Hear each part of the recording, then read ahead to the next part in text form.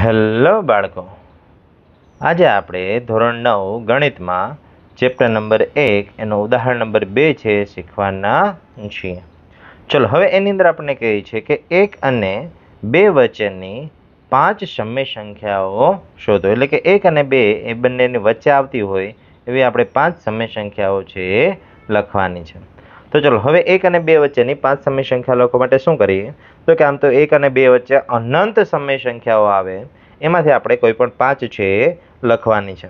તો હવે એ લખવા માટે એક આપણી પાસે રીત છે, એ રીતનો આપણે અહીંયા ઉપયોગ કરીએ કે ભાઈ સૌથી પહેલાં તો આજે આપેલી સંખ્યા છે એને અંશ અને છેદના સ્વરૂપમાં લખી નાખીએ. ભાઈ 1/1 અને 2/1 કંઈ નથી, એટલે 2/1 આપણે 1 લખી નાખીએ.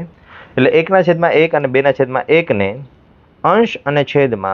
અંશ અને છેદમાં જેટલી સમય સંખ્યા જોઈએ છે એના પછીના અંક વડે ગુણીએ. એટલે અહીંયા કેટલી સમય સંખ્યા જોઈએ છે? 5 જોઈએ છે, એટલે એના પછી કોણ આવશે? તો કે 6 આવશે. એટલે કે અંશ અને છેદમાં 6 વડે ગુણાકાર કરતા. ચલો, અંશ અને છેદ બંનેમાં આપણે 6 વડે ગુણાકાર કરીએ.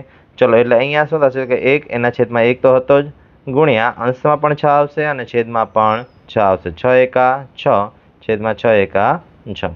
ચલો, બાજુમાં 2/1 અંશમાં પણ 6 વડે ગુણાકાર કરીએ, છેદમાં પણ 6 વડે ગુણાકાર કરીએ. 6 દુ 12, 6 એકા 6.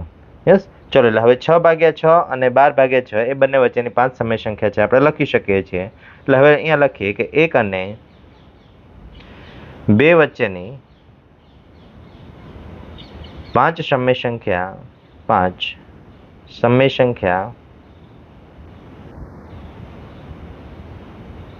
કઈ કઈ મળશે?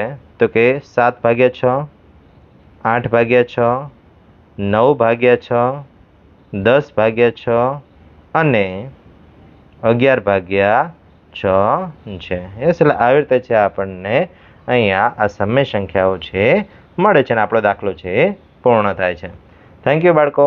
મળીએ નેક્સ્ટ વિડીયોમાં નેક્સ્ટ ઉદાહરણ સાથે.